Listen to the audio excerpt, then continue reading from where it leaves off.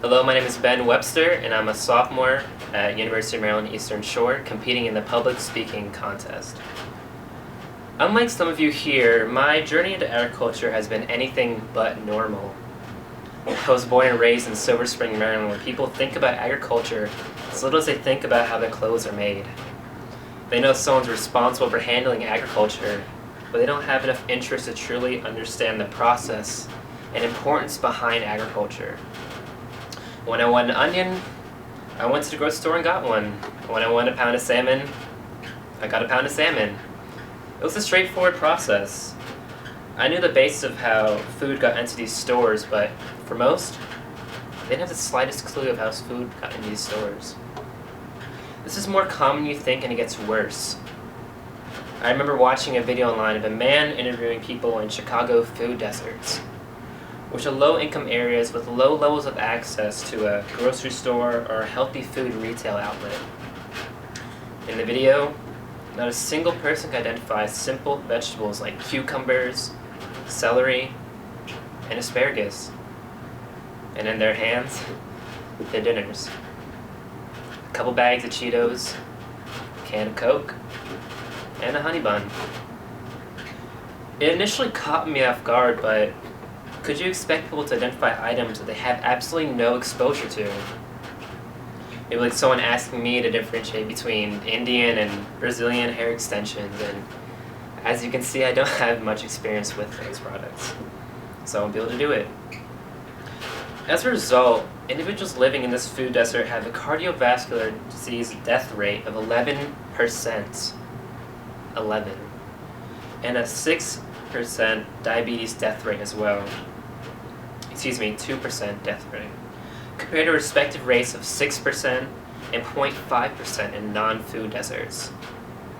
Clearly, the differences are staggering and show just how important agriculture is to the health and sustainability of our communities. When people look at the agriculture industry, they have an image of an older, Caucasian male farmer coming from a long line of farmers in a rural, large farm out where the eyes can stretch to the horizon. But is that true? Look around you. All of us MANRRS members are living proof that the agriculture industry is changing. We are every color on the spectrum. We are representatives of every state in this country. We are young. We are from urban areas. We are not from a family of farmers, but yet we are leaders of our trade.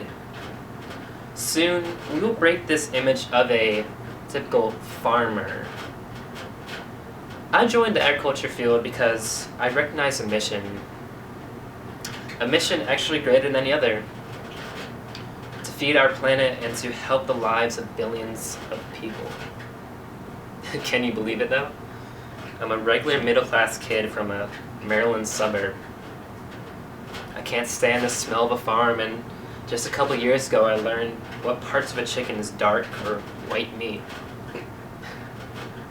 But last summer I worked for the USDA in Montgomery, Alabama, and this upcoming summer I'll be working with John Deere's marketing team in Moline, Illinois, which is all made possible by excellent individuals or even strangers in MANRRS. Through all these experiences, I've learned that as an aspiring agricultural business consultant, I can not only use my knowledge to help business prosper, but I can do work that is changing the world. How many people can honestly say that? This is how we will grow the next generation of agricultural leaders. We have to be able to sell the importance of our field and capture the hearts of the upcoming generation. We need them badly. Which brings us good and bad news. For the bad, about 25% of the agricultural professional workforce is 55 and older, meaning they will soon be entering retirement.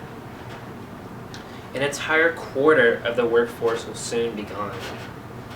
An entire quarter, think about that. But for the good news, the agriculture industry will experience a huge surge of about 60,000 job openings in the next 5 years. Clearly, companies are begging for the talent. but we simply need to find people to fill these roles.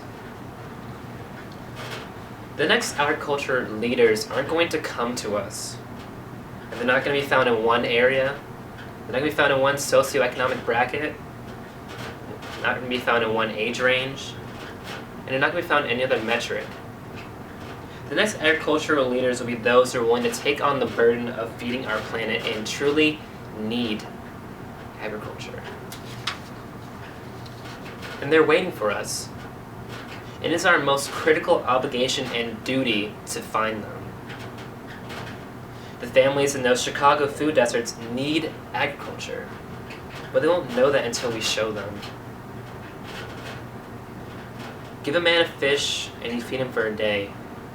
Show him how to catch fish and you feed him for a lifetime. And that's exactly what we will do. We should not think of who the next agriculture leaders will be, but rather, what are the next agriculture leaders prepared to be?